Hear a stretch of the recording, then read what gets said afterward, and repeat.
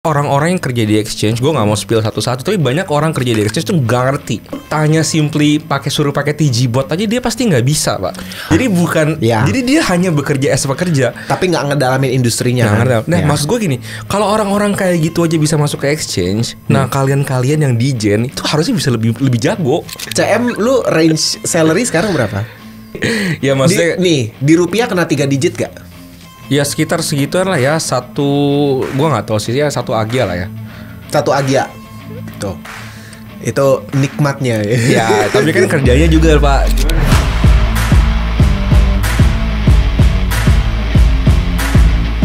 Oke, yo guys, balik lagi di BLP. Gue jujur nggak tahu ini sesi keberapa, tapi ya udahlah ya, intinya Banteng Lari Podcast balik lagi setelah sekian lama nggak upload karena gue sibuk banget belakangan ini. Tapi guys, sesi kali ini seru banget ya, karena buat kalian semua nih ya yang pengen tentu ngasilin duit di dunia kripto, dunia web3 ya. Kalau kalian pikir selama ini cara ngasilin duitnya itu cuman bisa trading dan yang ada kalian rungkat, nih gue kasih tahu ya salah satu cara lain untuk kalian bisa menghasilkan real money, real cash di web3 tapi dengan cara kerja. Ya, nah ini gue yakin topik yang teman-teman udah tahu ya. Kalian bisa kerja di Web3, tapi mungkin kalian belum ngerti gimana caranya bisa dapat kerjaan di Web3. Nah, gue hari ini bersama satu orang ya. Ini seorang yang menurut gue sangat kompeten untuk share mengenai kerja di dunia Web3 karena pengalaman dia udah gila banget. Dia itu, ya gue spill aja lah, dia country manager dari salah satu exchange.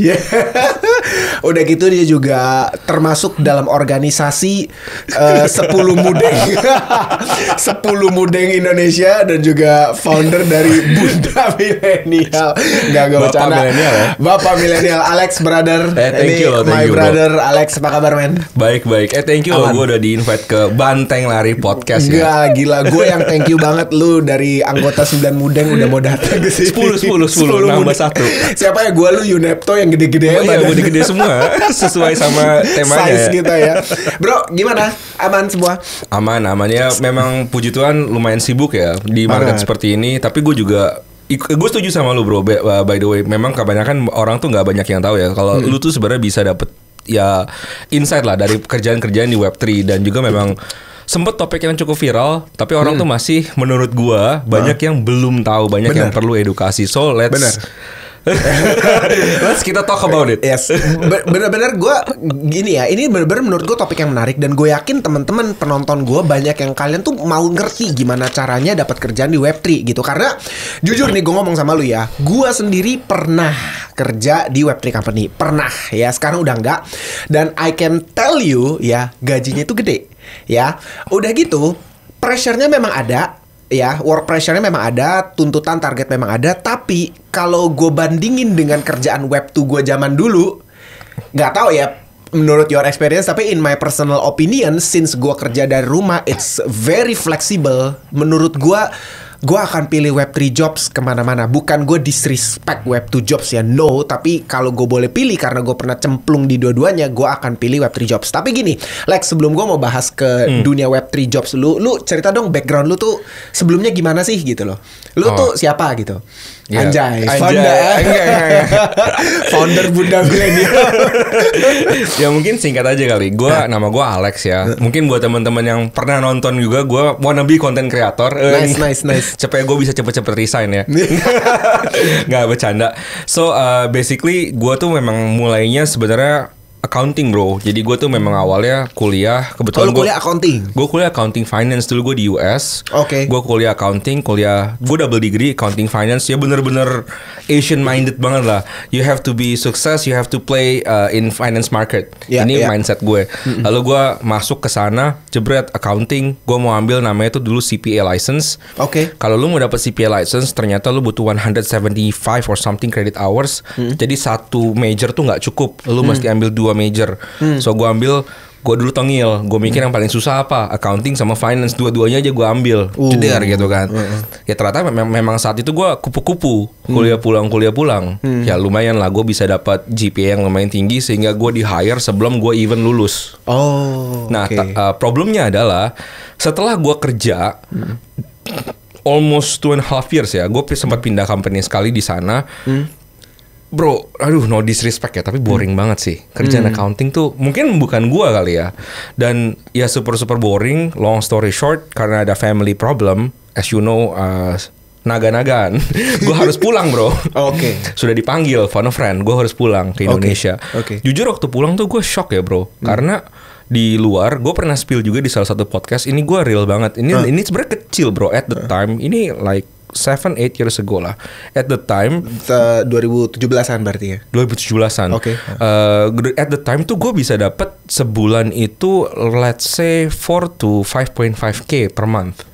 Oh, itu salary lu kerja Salary di US. kerja di US. Nih, adjusting dengan biaya hidup lu masih lebih dari cukup atau pas? Bro, gue bisa nabung kayak 2,5 per bulan, bro. Oh, 2,5 oke. 2.500 per bulan yang gue pakai. Ini jangan ditiru ya. Dulu gue pakainya buat beli skin game.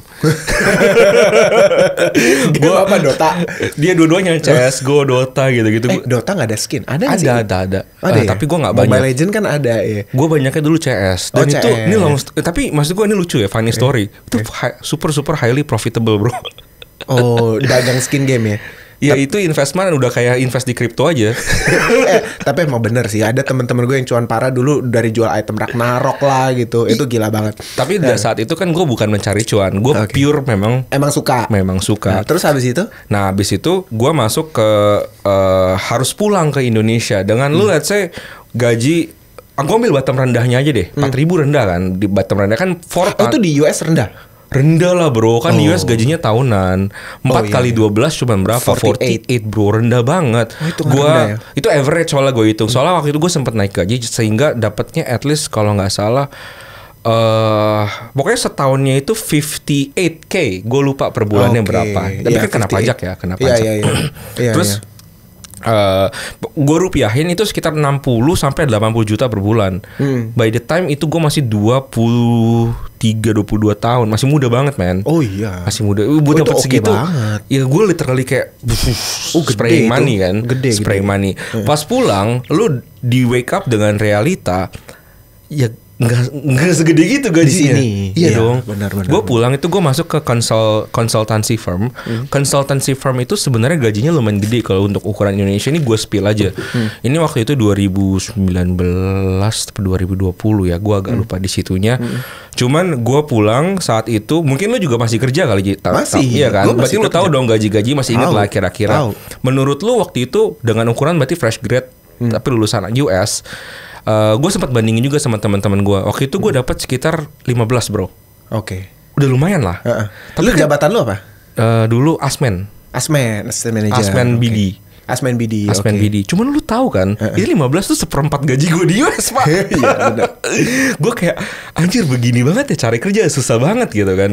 Dan itu posisinya gue udah mulai menyadari gue nggak mungkin bisa jadi accountant. Jadi gue jadi BD. Nah, ini gue mulai dari awal mula karir gue jadi BD dulu nih. Di situ gue kerja selama 3 tahun. Yang gue dapat di situ mentor yang luar biasa banget, bagus banget mentornya. Ini makanya gue tuh pengen kasih tahu juga ke teman-teman yang mungkin masih muda, guys, kalau lu punya satu mentor yang bagus, lu ikutin. Kadang-kadang mungkin dia annoying, tapi kan orang-orang yang menurut gue sukses pasti punya karakteristik gitu. Benar. Dia eksentrik. Betul. Elon lah segala eksentrik orangnya. Betul. Dulu bos gue kebetulan kayak gitu. Eksentrik, dia orang Spanyol. Dan kalau marah ya lumayan gue di-fuck-you-fuck-yuin terus gitu. Cuman nggak apa-apa karena gue juga orangnya punchable dan biasa di-fuck-you-fuck-yuin, jadi gue tetap datang aja gitu. Dari sana gue belajar 3 tahun, bro. 3 tahun. Lalu temen gue ada satu ngajakin, Lex, lu mau pindah nggak, Lex, ke salah satu exchange.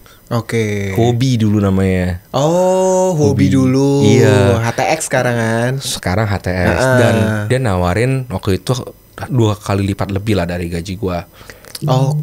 Itu jadi BD juga? Jadi BD. Pertamanya jadi BD dikasih taunya. Ternyata pas kerja nggak BD gua. Apa? OTC. Oh iya? OTC, Pak. Ya, gue pertama kali OTC. OTC apa nih? OTC Bitcoin ke rupiah ke IDR, rupiah ke USD. Kayak gitu. Jadi lu cari HNWI gitu? Betul. Dan sebenarnya cocok sama kerjaan gue yang lama. Target lu volume berarti ya? Ya pasti lah ya. Target gue volume. Tapi volume jual beli itu kan ya kita dapat persenannya kecil-kecil. Kecil. Nah itu Dari situ gue mulai masuk tuh ke Web3 jobs. Gue mulai merasakan anjir enak banget ya, dan kerjanya di rumah. Dan gue lebih gokil lagi Pak, saat itu gue kerja di Huobi. Ini gue gak tahu sih legit boleh atau enggak, tapi gue juga kerja di company di Indo. Oke, Jadi gue double job ya. Nah itu gue baru merasakan bisa dapetin income yang sama kayak gue waktu di US. Oke, karena lu double job. Double job per bulan gue dapet 60-an lah. Double job tapi memang capeknya. Nah, capek banget sih. Gue pernah meeting headset kanan gue pakai bahasa Inggris, lagi meeting yang Huobi, headset kiri gue meeting bahasa Indonesia. Itu gue karena waktunya bentrok dan itu kesalahan gue nggak ngeliat waktu itu tuh dia meeting pakai schedule-nya Shanghai time. Gue lupa 1 + 1 jam. Gue liat di kalender gue 1 jam 10, 1 jam 9, ternyata dulu jam 9. Ya itu gue lumayan kena lah, pusing gue di situ. Tapi ya, dari sana gue juga lihat teman-teman gue termasuk Huobi itu banyak yang rungkat Pak. Karena dia cabut dari Indonesia dan saat itu bear market. Nah ini bahayanya kerja di Web3 karena lu nggak ada pegangan apa-apa. Kalau di Indonesia lu kerja di Web2 company lu bisa dapat insurance, lu dipecat lu dapat pesangon. Kalau itu enggak bro, gone ya gone. Bye. Iya nggak ada apa-apa. Tapi gini, sorry, gue mau tanya, berarti awalnya lu masuk ke karir di industri Web3 itu adalah karena ditawarin sama temen lu. Iya ya. Jadi bener lu dari experience lu, dari track record lu dan dari connections lu, ya berarti kan gue ngelihat di situ lu punya track record dari kerjaan lu pasti juga punya connections, itu dua tight ya, akhirnya dapat opportunity ini. Betul. Ya kan lu ditawarin untuk kerja di Huobi. HTX gitu. Betul. Ya. Nah, terus akhirnya moving on ke yang sekarang ini. Nah, itu jadi ceritanya lucu, Bro. Huobi itu kan rungkat kan? Rungkat. Maksudnya di Indonesia. Saat itu belum si Justin yang ambil. Jadi belum Justin. Belum diambil. Belum diambil alih. Jadi angkatan gue, kalau lu ngomong sama anak-anak Huobi di Indonesia pasti tahu, gue tuh angkatan terakhir. Dan di angkatan gue itu udah sempat ganti manajemen 2-3 kali. Karena mereka berantakan banget di dalamnya. And then pas dengar isu-isu, jadi dari tim waktu itu beberapa orang tuh mulai dipecat-pecatin satu-satu. Ya gue langsung cari other alternatives dong. Terus gue ditawarin masuk ke Coinex yang ini sekarang. Pas saat ditawarin, gue lihat itu gue not gonna lie, salary gue turun bro. Turun dari Huobi karena secara exchange gue kan dulu nggak ngerti apa-apa. Jadi gue kalau ngeliat exchange coba ngeliat Coin Market Cap, simply gue liat rankingnya yang mana paling tinggi. Padahal I mean you and I both know it doesn't reflect. Karena Coin Market Cap bisa dibayar. Karena punya gue gak mau terusin ya udah terus. Maksud gue dari sana. Tapi karena gue nggak tahu, jadi gue nawar diri gue rendah bro. Karena gue takut dia gak bisa bayar dan gue takut jobless Pak. Saat itu posisi gue lagi hamil istri gue. Gue takut jobless dong. Waktu itu di Huobi gaji lu berarti sekitar 2000-an. Pertama masuk 1.500. Habis Terus gue sama resign di sekitar gak nyampe bro, 1.800 kok. 1.800. Tapi karena saat itu bear market bro. Iya. Sorry 1.800 itu karena ada bonus sih sebenarnya. Udah ada bonus tapi, sistem. Basicnya 1.500. Cuman saat itu kan ya maksudnya gue ya ini dia sistem gaji di exchange tuh ada banyak tier-tiernya gitu. Nah dari situ gue masuk tuh ke Coinex. Ya gue ambil gaji lebih rendah Pak. Sumpah gue ambil gaji lebih rendah. Start from 1.000. Enggak, gue 1.300 dulu. 1.300. Jadi pertama mulai gue 1.300. I see. Itu 2,5 hampir 3 tahun lalu ya. Bentar, lu 1.300 itu posisi sebagai BD. Kalau di Coinex kan lu OTC. Iya, di Huobi gue OTC. Gue part time jadi BD. Jadi Coinex ini OTC juga? Enggak, part time BD gue. Part time BD? Iya, part time BD. Lu bayangin, gengs, part time BD itu aja 1.300 ya. Gue bisa bilang ya, gue dulu sama kayak lu Lex, terakhir gue kerja di Web2 Jobs itu as marketing manager ya. Web2 Jobs marketing manager gaji gue tuh juga 15. Jadi I understand ya. Dan itu ya adalah fasilitas kayak dapat kendaraan gitu-gitu. Tapi kayak tetap nggak akan bisa adjust kayak di Web3 itu emang oke Pak. Terus lanjut gimana? 1.300 lo berarti start karirnya ya. Iya, gue mulai dari situ sih. Jadi ya udah dari situ ya, maksudnya lu juga udah kenal, maksudnya di Coinex ini gue baru mulai belajar dalamnya kayak gimana. Kalau di kripto sendiri kan gue udah mulai sebenarnya cukup lama, cuman gue juga merasa kripto itu scam dulu. Ya. Jadi ya ini lucu. Banyak scamnya sih. Betul Pak. Jadi ini lucu lah. Maksud gue kayak kerja di exchange, tapi dan ini realita orang-orang yang kerja di exchange. Gue nggak mau spill satu-satu, tapi banyak orang kerja di exchange tuh nggak ngerti. Lu tanya simply suruh pakai TG bot aja dia pasti nggak bisa, Pak. Oh, gue paham maksud lu. Iya. Jadi jadi dia hanya bekerja as pekerja, tapi nggak ngedalamin industrinya. Nah, maksud gue gini, kalau orang-orang kayak gitu aja bisa masuk ke exchange, nah kalian-kalian yang dijen itu harusnya bisa lebih jago. Gue yakin banyakan orang lebih jago dari gue lah ngedijen. Pasti lebih banyak yang jago. Gue aja baru mulai mendalami tahun-tahun ini gitu. Cuman ya itu maksud gue, banyakan orang yang kerja di Web3 itu bahkan non Web3 people. Yes. Yang di exchange ya terutama non Web3 people. Benar. Tapi dia bisa make it. How? Nah itu pertanyaannya. Nah kalau misalnya balik ke pengalaman gue, ya gue dari situ sih bro. Jadi dari situ gue mulai bekerja ya sampai sekarang lah. Ya puji Tuhan lumayan ya. Sekarang lu start dengan posisi part timer. Itu tahun berapa tuh? 2021 an ya. Lu udah 3 tahun berarti di Coinex ya, lama juga. Gue hampir 3 tahun sih. Ya, 3-4 tahun lah kira-kira ya. 2-3 tahun kayaknya. Oh iya. 2-3 tahun, nggak terlalu lama lah. Sekarang anjir posisi lu cepet dong naiknya ya. Sekarang posisi lu udah. Gue cepet, puji Tuhan gue cepet banget waktu itu. Cuy, country manager lu udah kan. CM, gue CM. Nah, lu boleh spill gak kalau misalnya CM lu range salary sekarang berapa? Ya range lah. Ya cukup lah bro. Jadi ya maksudnya di rupiah kena 3 digit gak? Kalau on a good month iya. On a good month kena. Itu on a good month kalau misalnya KPI lu lagi kena. Iya. Oh iya. Jadi, itu udah include bonus. Iya, everythingnya harusnya dapat lah. Oh iya. Kadang-kadang ya maksudnya ya sekitar segituan lah ya, gua nggak tahu sih ya, 1 agia lah ya. 1 agia. Tuh.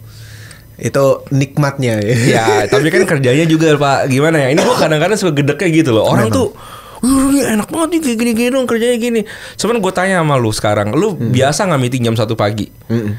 Orang-orang kan Gen Z, sorry banget ya, maksudnya yang baru-baru masuk, gue ajak meeting jam 8 aja nggak mau.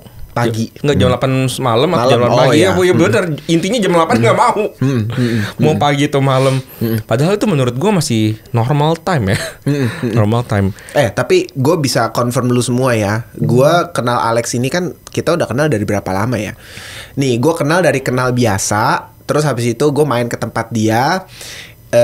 Surprisingly gue ada kenal part of his family juga karena dari lingkungan gereja gue, dan ternyata ya sampai akhirnya kita ngerjain satu project bareng, yang Web3 Week Asia kemarin, kalau teman-teman tahu ya. Itu ya gue bareng lah sama dia, tapi emang kebanyakan dia yang kerja, gue mah hore-hore doang lah sebenarnya. Kebanyakan bener-bener dia yang kerja gitu. Gue bisa bilang ya, ini orang apa ya, kayak kuda anjir.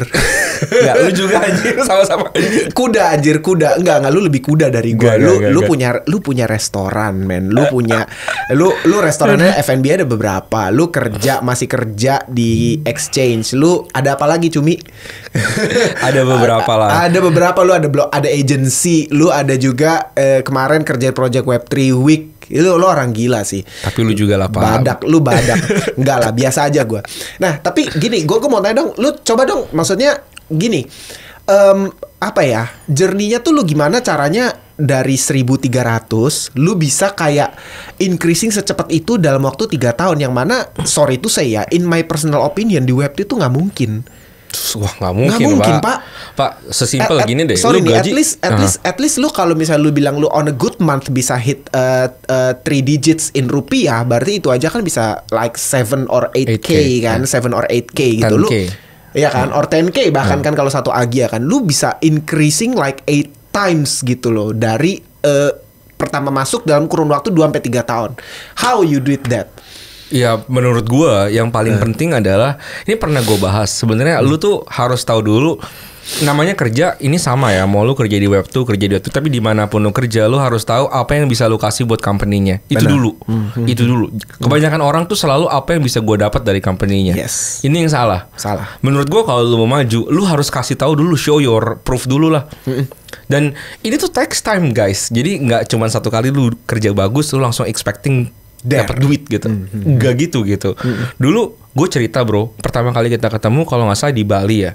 Yang ada satu acara juga, Coinfest ya. Coinfest. Nah, di acara itu gue literally spend my own money. Karena waktu itu company-nya belum turunin duit ke gua, sedangkan gua harus bayar banyak banget. Gua spend my own money di sana. Untuk semua itu? Untuk banyak dari hal itu. Oke. Jadi gua put the company owe ke gua. Owe ke gua. Dari situ, dan itu yang datang tuh bos-bos gua semua. Sampai dia dari situlah kenal dan dia respect sama gua. Semenjak itu, literally gua nggak pernah ditanyain gua lagi ngapain. Gua kerja apapun, orang-orang, lu tahu deh kalau lu kerja di Web3 lu pasti suruh bikin daily report. Kalau gua dulu bukannya gua tanya, tapi bos gue yang bikinin daily report buat gua.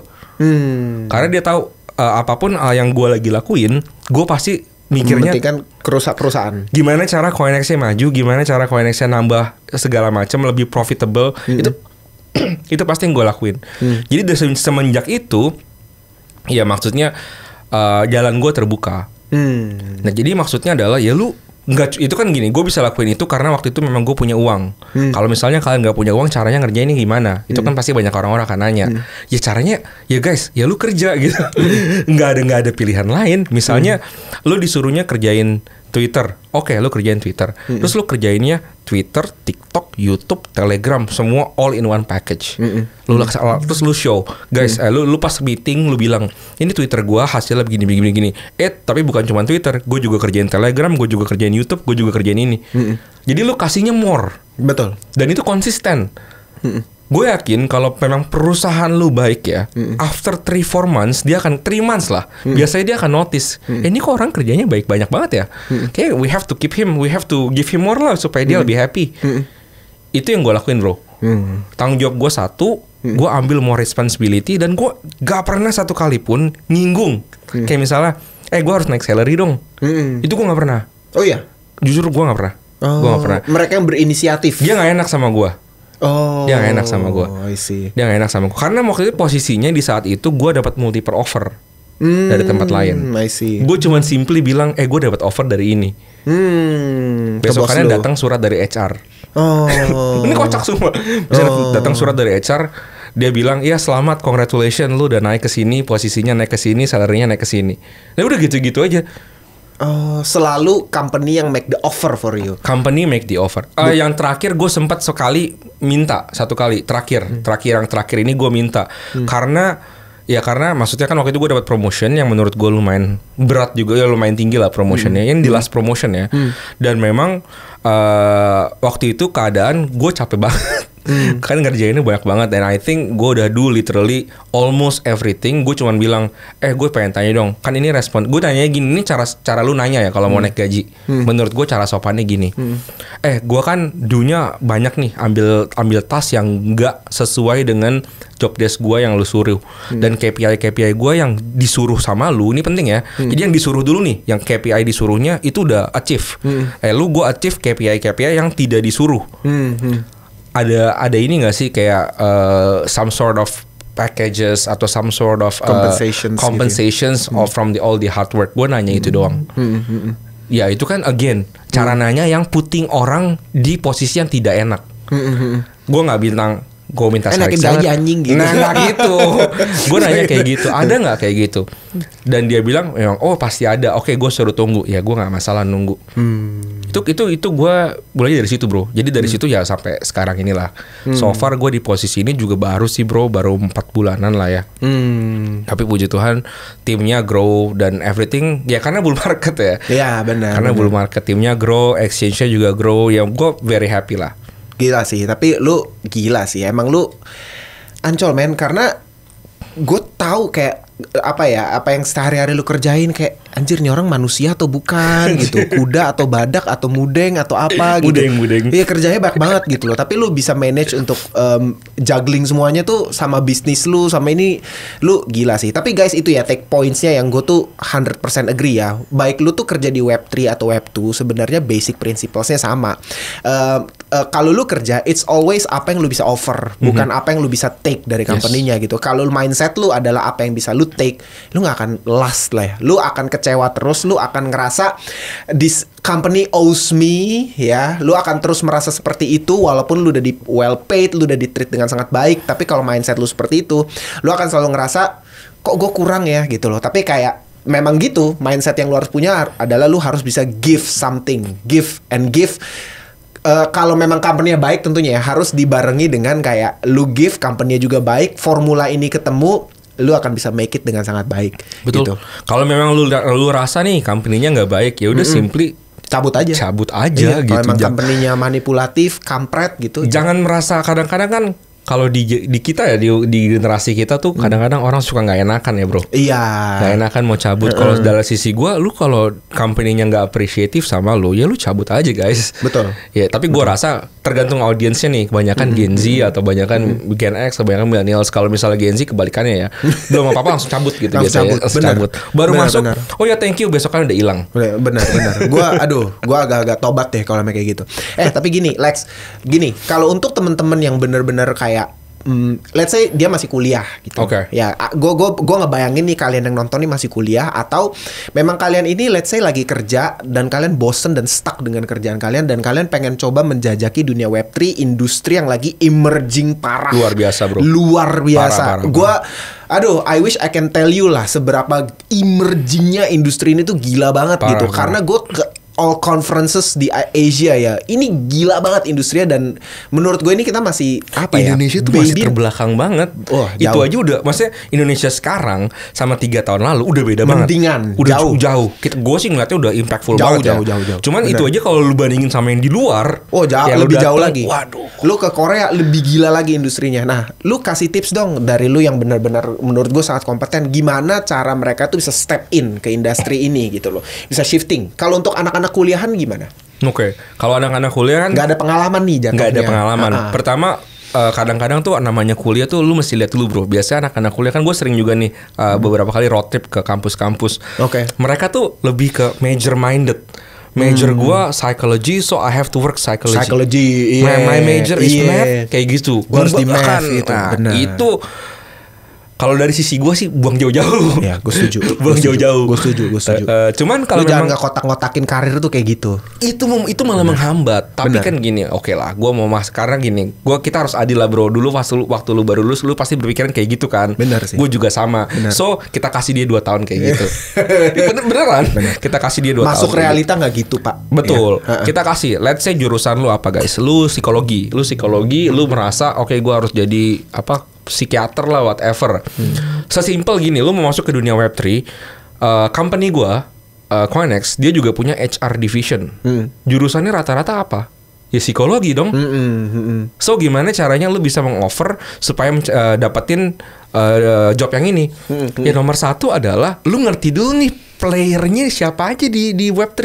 Lu kan HR. Susahnya nih, kalau HR-nya Web2 orangnya tuh kagak tahu pak, yang orang-orang yang bagus yang mana. Bener. Jadi kalau lu jurusan psikologi, lu mau jadi HR dan lu ngerti playernya di Web3 siapa aja, lu ngerti Web3 itu apa, lu ngerti ya tipis-tipis lah tentang blockchain itu apa, ya lu kan bisa hire more people yang lebih tepat. Ini jadi edge lu. Ini jadi edge-nya. Nah kalau lu masih baru mulai, masih kuliah, pertama tips gue nomor 1, lu belajar dulu tentang Web3 itu apa. Sehingga lu at least, gue yakin di generasi kalian nih yang masih muda-muda, itu udah nggak kayak gue lagi, nggak kayak kita lagi. Gue yakin teman-teman kalian mungkin 2 dari 10 orang udah tahu Web3 itu apa. Zaman-zaman kita, enggak lah, 3 atau 4 dari 10 orang udah tahu. Zaman kita 1 dari 10 aja belum tahu. Ya kan? Zaman lu 4 dari 10. So, lu harus jadi 4 orang yang tahu itu. Nomor 1. Nomor 2, lu tuh nggak boleh datang berkomunitas. Ini salah satu paling cepat ya. Kayak di kampus lu nggak ada gerakan tentang Web3, ya lu bikin, lu community build. Community build, lu bikin komunitas lu sendiri.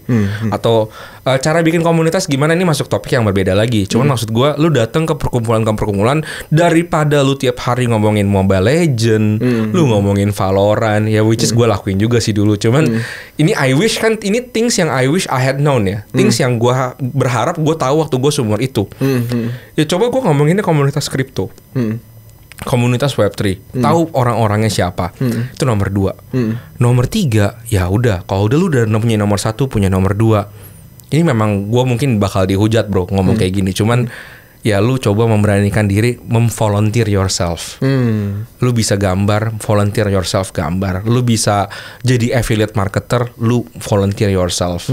Karena people, menurut gua, ya ini dari sisi gua deh, gue bicara jujur aja. Let's say gua mau nyari orang, ya I'm not gonna pay, let's say 1,500 or 1,300, 1,300 atau 1,500 ke orang yang fresh graduate yang without no track record. Ya, nggak tahu apa-apa. Nggak tahu apa-apa. Lah waktu gue dapat, tapi entah orang bilang netizen kan biasa, lu aja dibayar segitu kok lu nggak mau. Lah kan gue udah 3 tahun kerja pak saat itu. Dan lu udah punya connectionsnya ke orang yang ngerti industrinya. Dan gue udah main kripto at the time. Yes. Gue udah main kripto dari 2016. Nah, Gue tuh tahu itu. kriptonya. Ini maksud gue dari zaman itu, lu mesti tahu juga competition gue itu sangat-sangat sedikit. Ya.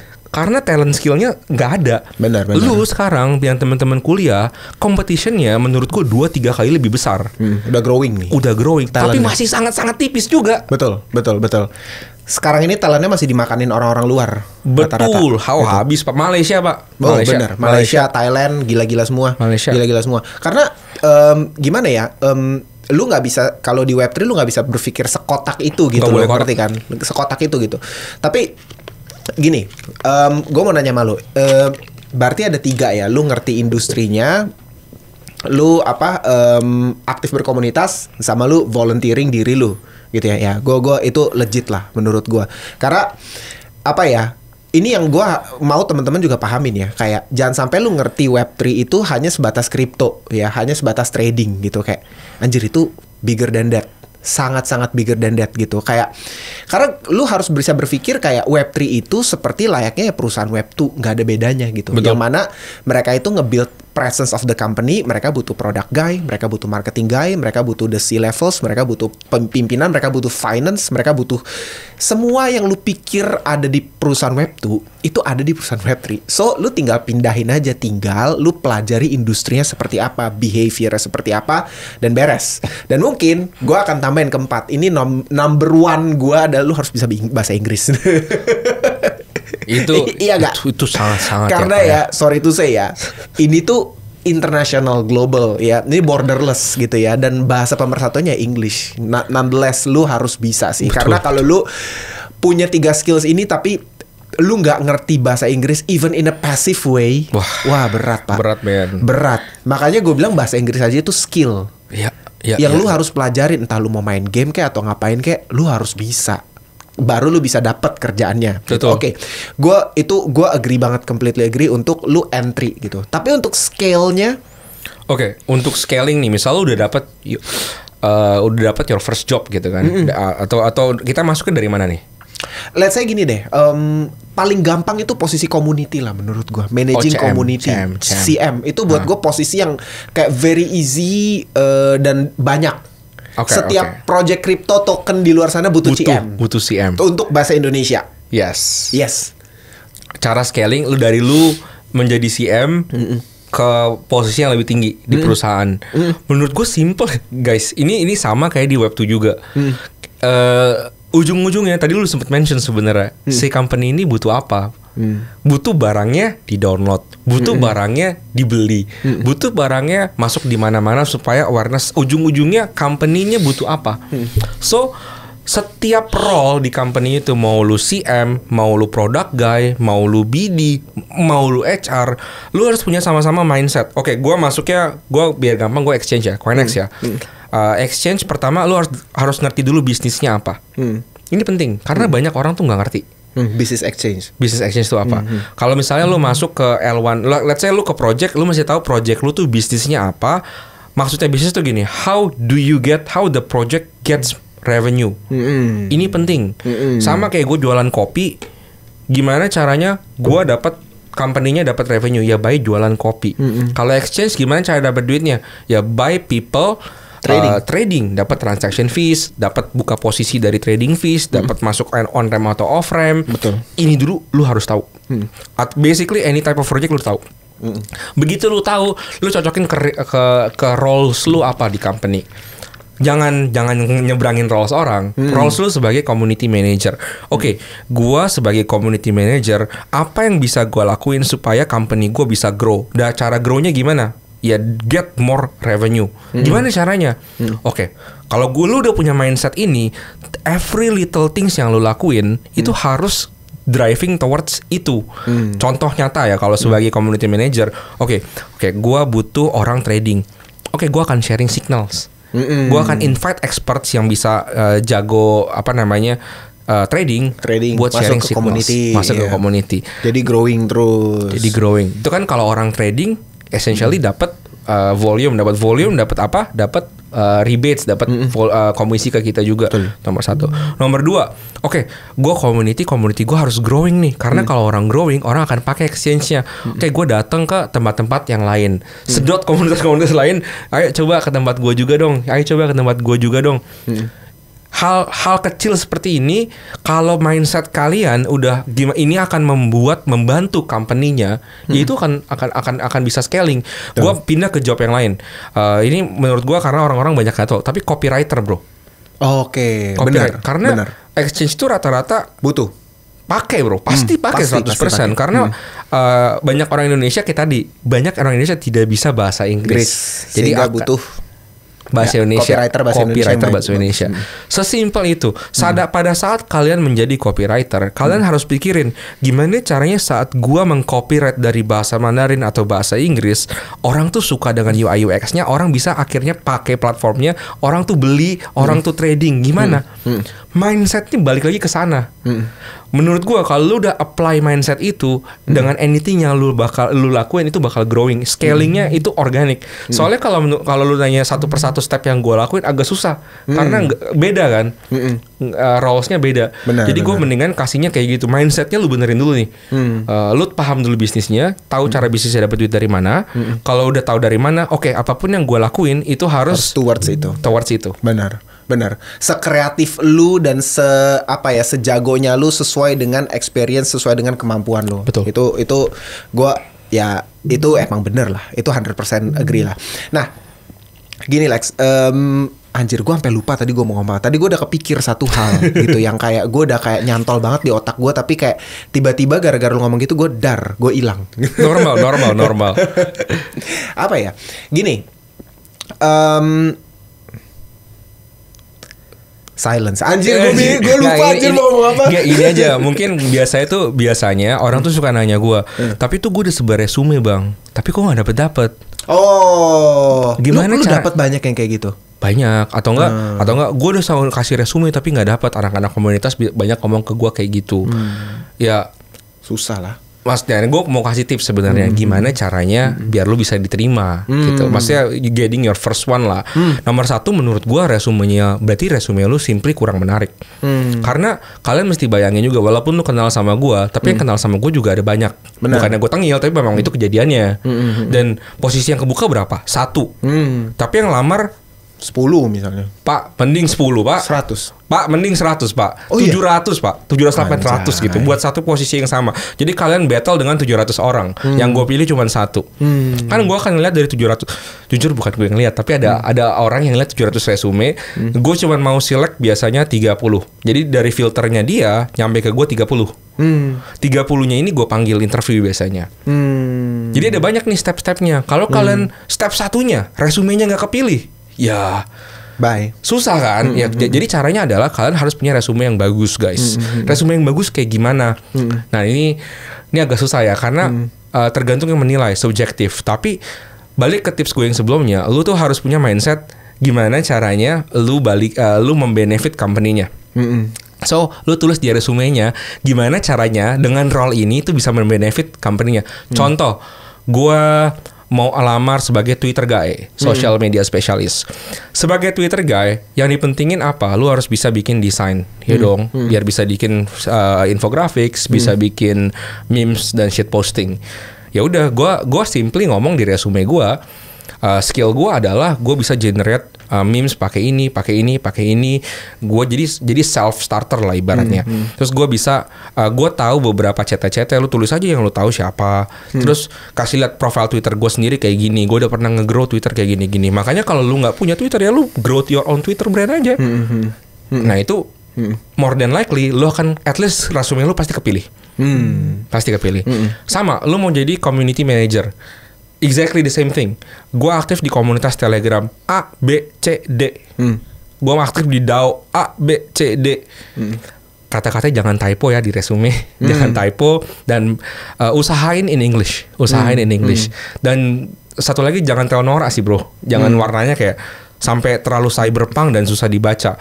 Guys, kadang-kadang lu masih tahu yang baca itu gue masih mending masih bisa terima. Tapi kalau HR-nya boomers, kalian udah pasti gagal. Ini dibuang. Jadi resumenya kayak gitu dulu. Satu lagi, ini Web3 karena kebanyakan non-docs kan. Ya kan. Kalau ini tips gue, kalau kalian di interview, please open kamera. Harus docs ya. Ya harus lah pak, harus dong. Kadang gue pernah berapa kali pak interview orangnya nggak open kamera, guenya open kamera. Gue biasanya langsung 6 menit lah, 6 menit 7 menit langsung buy. Gue buy-in aja, saya kan gue formalitas tapi gue langsung buy. Langsung enggak lah ya, itu langsung udah gagal di mata gue. Iya benar. Ya ini sorry banget ya kalau gue tipenya gitu, gue nggak mau lah lu mau kenal sama gue kalau gue open cam tapi lu nya nggak open cam, lu udah pasti gagal. Itu nomor satu. Nomor dua, lu datang telat 1 menit, gue biasanya udah mulai kesel. Ya lu yang lagi nyari kerja, dulu kan gue yang memposisikan diri pas gue lagi nyari kerja. Benar. Pasti gue akan datang duluan. On time dong, iya on time. Nah itu menurut gue tips-tips yang temen-temen tuh bisa pakai ya. Sama gue pernah tulis sebenarnya bro, apalagi yang pernah gue tulis. Gue pernah tulis ini. Pada saat di interview, kadang-kadang tuh kalian udah interview di ghosting. Sering ya. Kadang-kadang ya kayak tadi gue bilang, gue bisa aja interview 30 orang 1 hari, 2 hari, 3 hari. Jadi total 90 orang. And simply do not have time to reply one by one. Kalau gue rasa promising kandidat, gue akan langsung reply. Tapi kalau gue rasa enggak, kadang-kadang ya sorry banget. Ya udah. Karena memang main job gue bukan HR pak. Gue bukan HR yang baik gitu. Nah, caranya gimana kalau kalian mau follow up? Follow upnya menurut gue dengan attitude ya, maksudnya halo, pertama lu kasih tahu nama lu siapa. Misalnya nih kalau gue follow up nih, halo guys, bukan halo guys ya, halo siapa, nama saya Alex, kemarin udah interview di bagian ini dengan bapak gitu. Semoga bapak dalam keadaan baik. Mau nanya, ada kira-kira ada perkembangan nggak? Kalau ada, boleh diinfo juga. Terima kasih. Kalau nggak ada, nggak apa-apa. Looking forward for the next opportunity. Please keep me in your mind. Jadi ini membuat kalau gue baca, gue jadi nggak enak. Gue jadi oke, apalagi yang bisa gue masukin. Offer kasih ke dia. Bisa aja kan, soalnya gini, bisa aja si orang ini itu very very close to getting the job. Nomor 2 atau nomor 3 lah ya. Iya, tapi ada yang lebih bagus.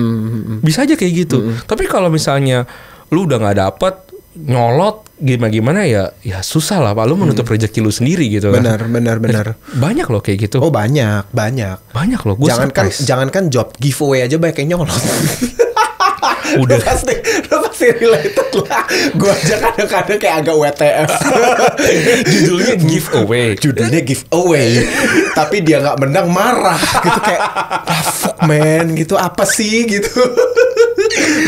Tapi kayak gue biasa hiraukan kayak gitu-gitu, itu sering lah. Tapi maksud gue, tapi that kind of attitude, you know, right. Lu sulit untuk menjadi besar gitu. Gak loh. Bisa pak. Gak bisa.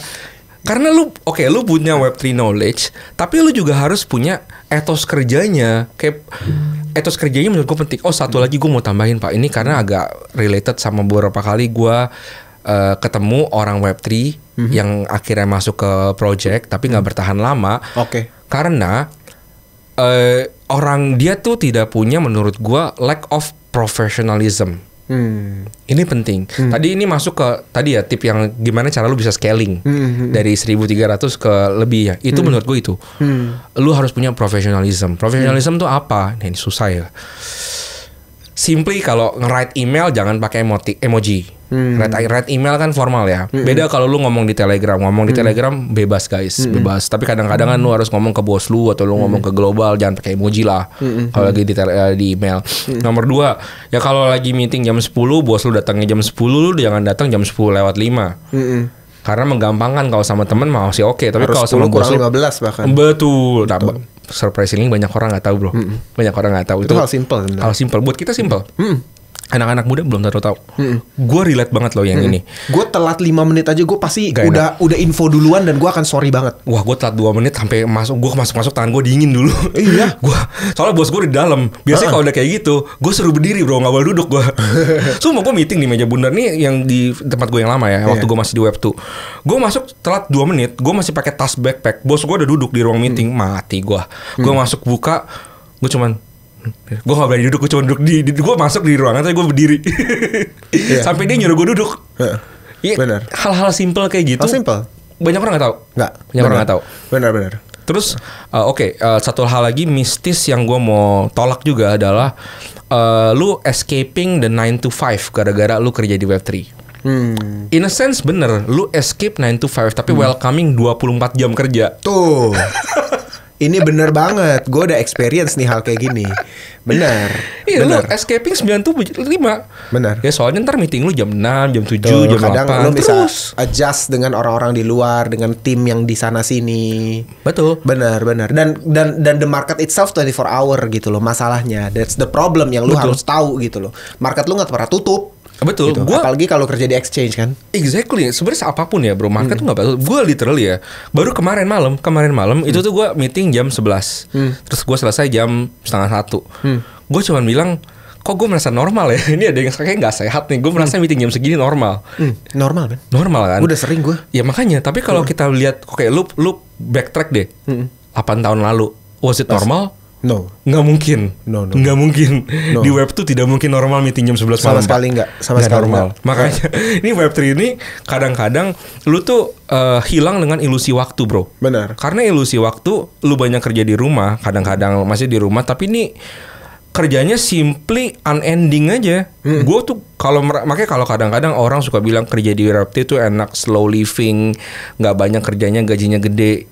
Ya Nggak. biasanya orang-orang itu yang belum naik gitu. Nah, nggak biasanya orang-orang kayak gitu yang belum ngerti kerja Web3 atau belum pernah kerja di industri Web3. Gua setuju. Karena faktanya semua temen-temen gue, nggak semua lah, tapi mostly temen-temen gue yang excel, yang berhasil. Ini gue ngomong yang berhasil, yang excel, yang working in big companies gitu. Contohnya kayak ada temen gue yang kerja di Binance. Rata-rata tuh ya almost 24/7, like almost 24/7 di depan layar kerjaan-kerjaan. Tapi wah, worth the paid itu benar-benar paid very well lah, sangat-sangat oke lah gitu.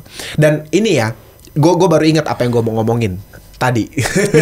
Gara-gara lu udah terusin kayak gini. Ini menurut gue salah satu yang harus teman-teman understand ya. Kenapa gue undang Alex? Dia share banyak sekali tips alpha untuk lu bisa dapat kerjaan di Web3, gimana cara scale dia, cerita journey-nya dia. Karena gini, ini satu hal yang gue berkali-kali tekenin ke kalian semua ya.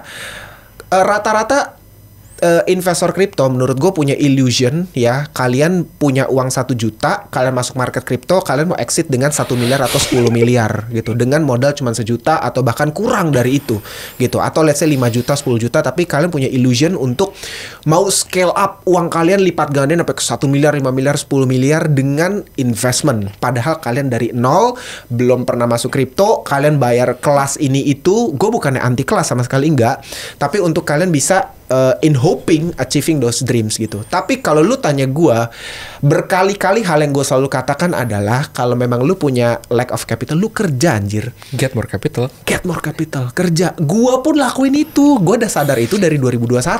Makanya gue ngonten, makanya gue double job sana sini. Sampai tahun ini pun kalau teman-teman ada yang ngikutin journey gue ya, sampai bulan Mei kemarin gue masih kerja di Web3 Media.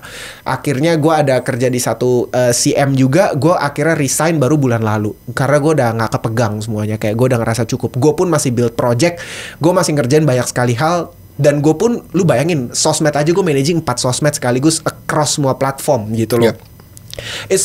Itu bukan kerjaan gampang, itu kerjaan sulit gitu. Tapi menurut gue it's more certain way untuk lu bisa ngumpulin capital dan lu invest dengan strategi lah gitu loh. Bukan Pasti. 100% memes, gue gak pernah setuju gitu. Ngerti kan? Betul. Lu punya strategi, lu growing capital lu, itu menurut gue lebih sustainable gitu dibanding kayak lu cuman cari alpha memes yang berharap bisa 10-100 kali lipat portfolio lu, tapi in the next round lu bisa mampus. Rungkat. Iya kan gitu. Betul. So gue tuh sangat mau endorse orang-orang kayak Alex gitu ya, atau teman-teman yang kerja di Web3 companies gitu ya, kalian semua, untuk lu kerja aja anjir gitu. Ini industri well paid walaupun kerjanya juga heboh ya Yeah. tentunya ya. Kerjanya juga nggak gampang, gue nggak bilang gampang, tapi it's very promising dan industrinya lagi growing gila-gilaan, opportunity banyak banget. Dan jangan sampai ya, gue tuh lagi pengen ngerangsang banget teman-teman yang di Indo bisa catch the opportunity gitu loh. Jangan sampai gue ngeliat teman-teman gue yang di luar sana yang catch semua opportunity-nya. Iya gak sih? Iya, betul. Ini makanya bahasa tuh susah sih bro, karena kalau bahasa tuh kita problemnya adalah kita tuh kalah sama tetangga kita di Malaysia. Malaysia itu bisa Mandarin loh. Nah itu tuh kekalahan kita. Itu gue tuh selalu nganggap ya, orang yang born in nggak tahu ini personal opinion ya, orang yang born in China atau Hong Kong dan dia kuliahnya overseas, dia udah bisa dua language, Very lucky, English and Mandarin, dia tuh udah way ahead dari kalian Very semua. lucky. Gue aja ngerasa semakin gue networking ke sana sini, gue makin ngerasa anjir gue harus belajar Mandarin pak. Betul. Ya sih. Sumpah, betul. Bro, big players tuh banyak yang dari China, Pak. Aduh, baru tadi malam gue ngomong sama bini gue juga hal itu. Iya, gue tuh udah dari, aduh, gue udah ngomong sama bini gue berkali-kali. Aduh, Sampai lagi gak ada waktu kan? Iya, gue kayak harus belajar Mandarin deh. Kayak gue English udah ngerasa cukup bisa lah untuk communicate, get ini untuk apa, dapat deal, ngobrol, networking bisa. Tapi kayak Mandarin. Wah gila, gue kemarin ke Hong Kong, gue ke Taipei, gue ngerasa anjir banyak banget opportunity yang gue miss. Cuman gara-gara gue gak bisa bahasa Mandarin. Setuju. Gue gak ngerti lu semua ngomong apa, tapi gue tahu lu lagi ngomongin bisnis gitu. Setuju. Iya kan? Setuju pak. Gue tahu lu lagi ngomongin duit, gue tahu lu lagi ngomongin bisnis, gue tahu lu lagi ada opportunity di depan mata gue gak bisa catch. Jadi ibaratnya lu di circle. Iya. Lu di ujung sendirian. Gak lu ngerti di ujung. apa-apa, gue gak bisa ngomong Mandarin. Lu mau jump in juga susah. Iya, lu semua yang ngerti Mandarin ya, anjir lu good start anjir, kayak Jody gitu ya, Calvin. Wah, anjir enak pak. Tapi gue beneran loh, gue baru tadi malam juga, ini sama juga ya, baru tadi malam gue ngobrol sama bini gue bilang 2025 when I think we have enough, gue mau berdua sama dia ini, nggak tahu kejadian atau enggak ya, tapi gue udah daftar Mandarin kelas, kita berdua aja kelas private gitu ya. Maksudnya udah tanggal kayak zaman dulu kan, gue sama bini gue dari SMA kan, kayak maksudnya les bareng gitu. Tapi buat dewasa belajar Mandarin karena sebegitu pentingnya pak. Penting. Sebegitu penting ya. Itu juga kayak sebenarnya itu belajar Mandarin tuh wishlist gue tahun ini yang nggak kewujud gitu. Sama, gue juga. Saking gue sibuknya dari Januari nggak sengaja tiba-tiba udah November. Beli aja udah November iya, pak. Iya coy, relate gue kayak udah November pak. Nah itu juga salah satu wishlist gue yang belum kewujud, dan tapi gue pasti wujudin entah tahun depan atau di bear market 2026 nanti. Bear market cepet-cepet datang nanya yang ngomong. Gue nggak tahu karena gue pasti mau belajar Mandarin untuk persiapan next round gitu. Setuju. Iya kan? 100% pak. Persiapan karena gini loh. Gini ya, ini bener-bener deh. Gue kasih tau ya, ini teman-teman, kalau andai lu ngerti kita berdua ini ya, betapa gedenya opportunity dengan lu ngerti bahasa Mandarin. Lu pada abis nonton video ini lu pasti belajar bahasa Mandarin.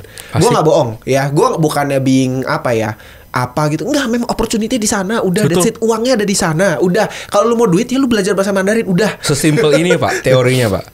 Oke, pas lu gak bisa bahasa Inggris, lu dari Indonesia ke Inggris, opportunity itu lu tuh kebukanya gede banget. Bener. Tapi masih ada satu opportunity yang belum bisa lu unlock, dan lu bisa unlock kalau lu bisa bahasa Mandarin.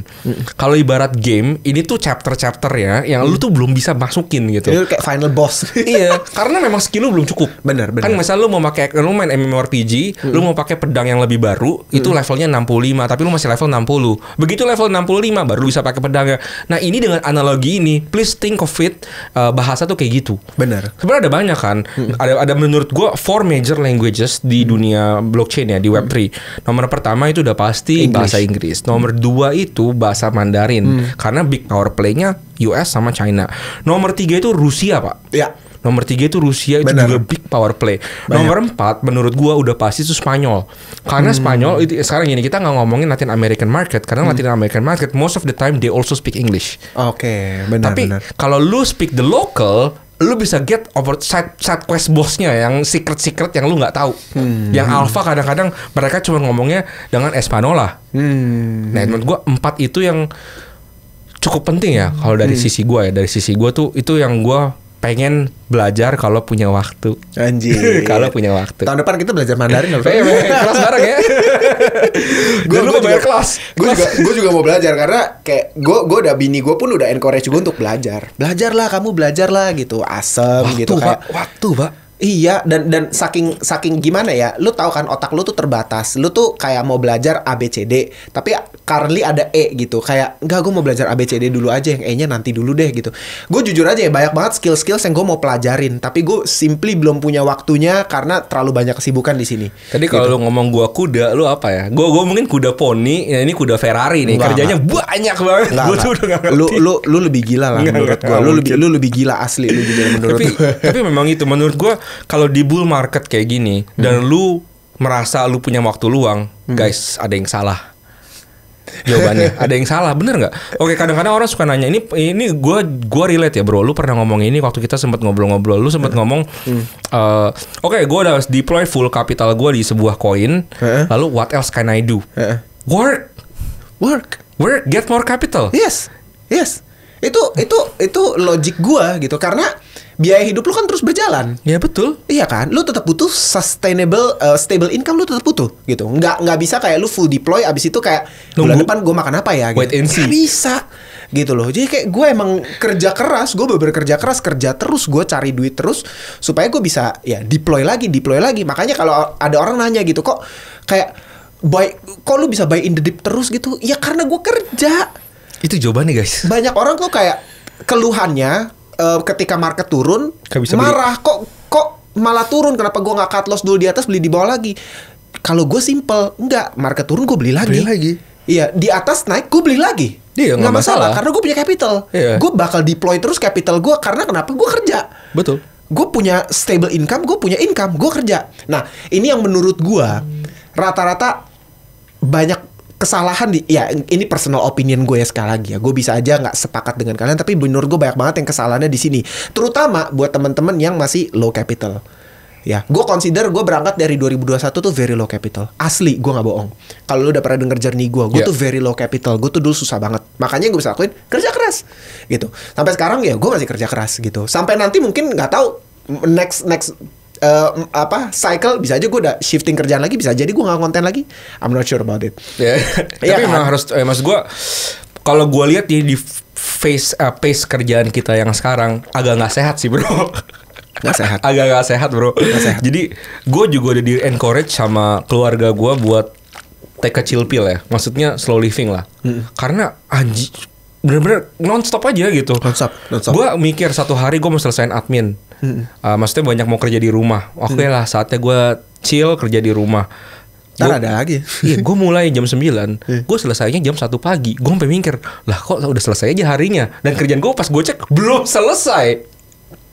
Gue kayak anjir, itu kerjain apa? Report, abis kerjain kan juggling ya, kerjain report, abis itu planning, abis itu budgeting, abis itu gue harus ngobrol sama komunitas yang ini, komunitas yang ini, influencer yang ini, A B C D, kita ngomongin strategi, kita ada meeting lagi, ya tiba-tiba udah jam 1 malam. Gue bener-bener kayak nggak nyangka aja bro, nggak nyangka aja kayak waktu cepet banget selesai. Akhirnya besokannya gue harus keluar. Ya itulah kerja Web3. Menurut gue ilusi waktu. Lu escaping the 9 to 5, welcoming the 24 hours work. Itu statement yang menurut gua harus kalian bisa terima kalau kalian mau kerja di Web3 ya. Ya, escaping the 9 to 5 but welcoming the 24/7, like literally 24/7. Tapi gua nggak tahu ya. Ini gua cuma bisa bilang gini ya. Mungkin ya, kalau lu suka industrinya, you akan think ini very fun. Ya. Passion. Iya gak sih? Betul. Gue gak tahu kenapa, walaupun ini gue jujur lah ngomong ya, walaupun gue bisa dikatakan dulu pas gue ngantor zaman web tuh gue kerja cuma Senin sampai Jumat. Sekarang gue kerja Senin sampai Minggu. Ya. Dan Senin sampai Minggunya like non-stop. Betul. Gitu. Senin sampai Minggunya juga malamnya, minggunya tuh kayak semalam gue baru selesai ngerjain skrip tuh bisa jam 3 pagi. Gue jujur aja, Hana tahu. Kuda. Gue sampai jam 3-4 pagi gue baru selesai ngerjain skrip. Buat konten gitu ya. Habis itu gue tidur jam 7 pagi gue bangun nganterin anak sekolah. Ya. Gitu loh. Bangun ya, karena ya daily gue harus nganterin anak sekolah, itu harus tetap jalan gitu. Tapi since gue suka industrinya, walaupun capek, fun. Tetap lebih fun dibanding kerjaan web to jobs gue dulu. Betul. Iya sih? Betul. Ya, aduh, gimana ya guys ya. Kalau menurut gue ini laki-laki ya guys. Bro, laki-laki itu kalau gue tipenya kita itu laki-laki itu kacamata kuda. Kita fokus ke satu hal, kita find these things is fun for us. Ya kita ngelakuin ini kadang-kadang tuh lupa waktu. Problemnya emang lupa waktu. Tapi capek iya, ngeluh iya. Tapi in the end of the day, lu bisa lihat ini tuh sesuatu yang fun yang lu lakuin, sesuatu yang fun yang lu lakuin. Dan kayak misalnya orang suka berdebat, gimana sih gue bisa dapat duit mengerjakan hal yang gue suka? This is what I like. Ya gue mendapatkan duit dari mengerjakan sesuatu yang gue suka, dan gue merasa gue cukup blessed di sini. Dan I think you are thinking the same thing. Lu blessed dengan kerjaan yang lu udah punya, dan terus berusaha ya eksis dan berkembang di industri ini. Makanya teman-teman, please look at this industry. Please coba masuk ke sini. Belajarlah start dari nol. Pasti seru. Ya betul nggak gue yakin lu nggak akan buang-buang waktu deh. Nggak akan buang-buang waktu. Ya bener dong. Karena sampai sekarang yang lu bilang juga bener bro. Sampai sekarang nggak ada 10 tahun aset yang mengalahkan Bitcoin. Nggak ada. Tarik 10 tahun ke belakang nggak akan ada. The best asset performance in history Bitcoin. Ini kita cuma ngomongin sebatas price action. Dalamnya, waduh, dalam banget bro. Banyak turunannya banyak. Kalau lu ngerti tuh turunannya banyak. Banyak. Yang gua aja cuma taunya tuh secetek ini. Dia mungkin lebih luas dari gua segini. Gua segini taunya. Enggak. Tapi gue yakin segini gua itu udah 100 kali, 2000 kali lipat lebih banyak daripada orang-orang biasa. Bener, karena kan ya kita ngomong kayak Murad Marit lah yang taunya segini misalnya. Ya itu kayak gitu-gitulah. Banyak hal yang lu itu bisa jadikan, kalau bahasa West Coast-nya tuh kangtau atau opportunity bisnis. Benar. Tapi gue mungkin terakhir nih, gue ada 2 segmen terakhir nih yang gue mau tanya ke lu. Mungkin lu yang kerja di exchange, lu kan pasti punya more apa ya? Gue percaya gini lah, source of information gue sama lu kan udah pasti beda. Gitu. Nah, berdasarkan semua informasi yang lu punya, view lu terhadap market di 2025 gimana bro? Kalau dari exchange ya? Ya personal aja, nggak usah mewakili CoinEx. Personal view lu 2025 gimana bro?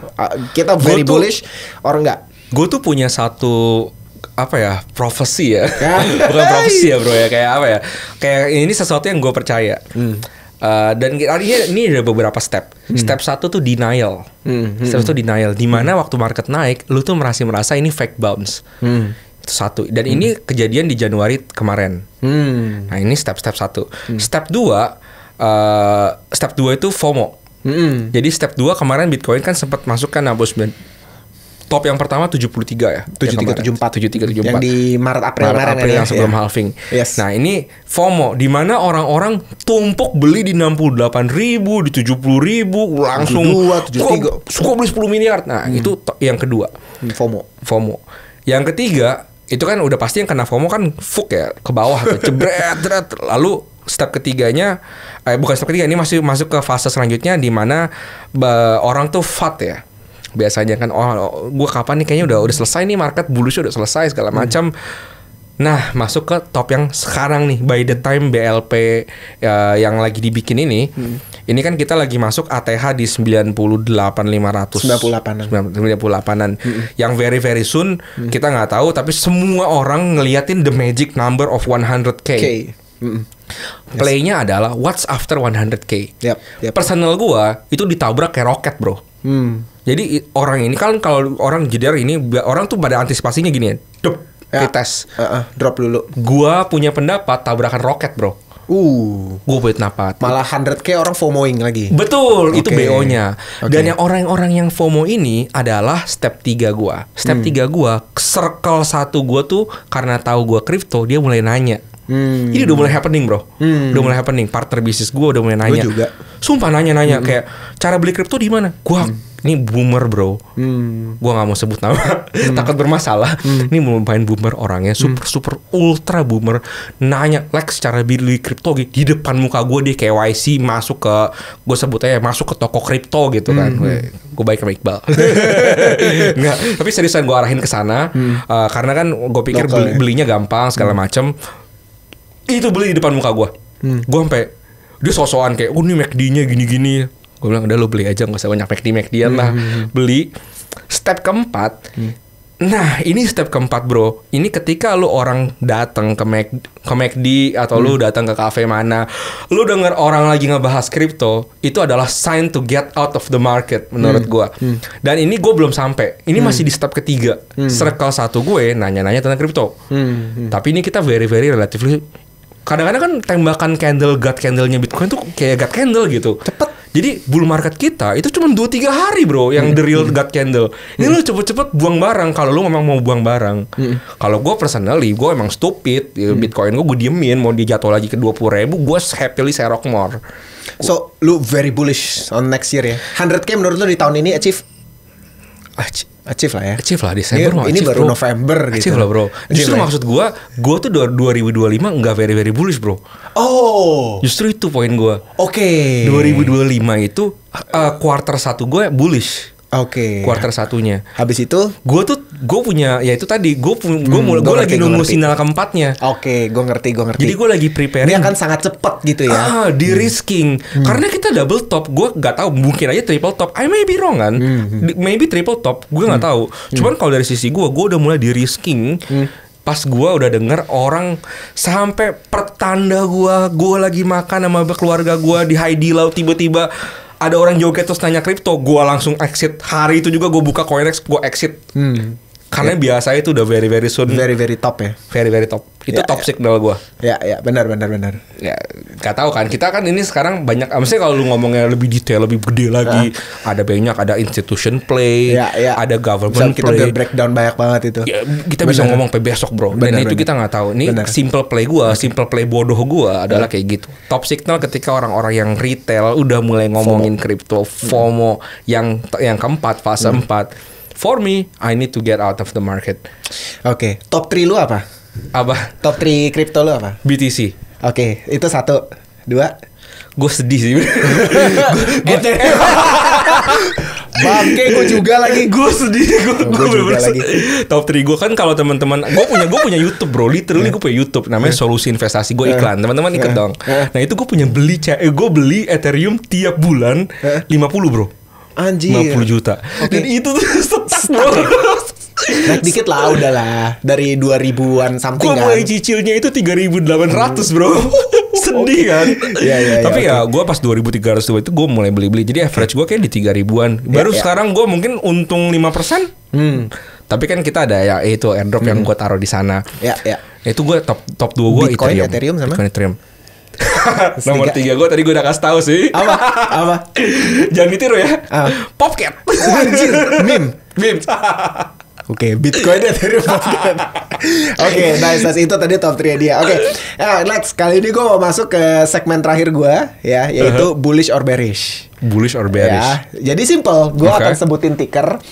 Lu cukup jawab bullish atau bearish sama project ini. Oke. Projectnya bisa random, tapi ya mostly gue akan mention yang top aja lah. Oke. Let's start ya. Oke. Yang pertama dari Bittensor. Bearish. Anjir, bearish, gokil. Arbitrum. Bearish. Kaspa. Oh, gue Kaspa bullish sih. Bullish ya, oke. Render. Harus alt semua bro. Gue alt bearish semua bro. Gak apa-apa. Bearish. Personal opinion aja. ICP. Sorry, bearish. Oke, gak apa-apa. H-bar. Oh ini gue pengecualian. Yang ini gue bullish. Serius? H-bar lu bullish ya? Gue liat price action doang sih soalnya. Oke.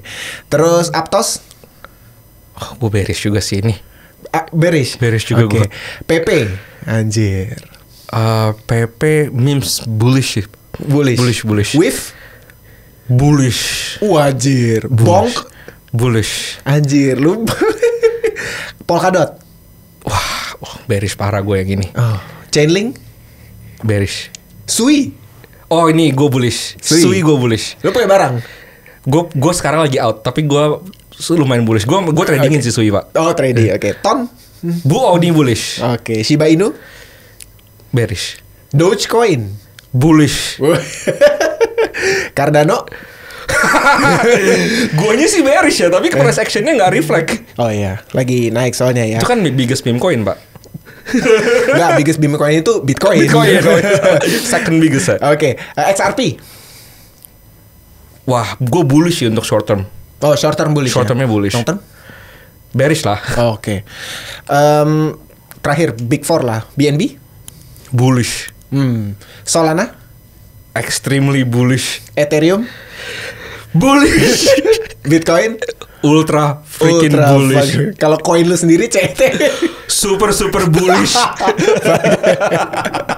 Oke. Lex, thank you banget Lex. Gila gak kerasa kita udah ngobrol berapa lama anjir. Udah sejam lebih, sejam 20 menit deh kayaknya. Sorry.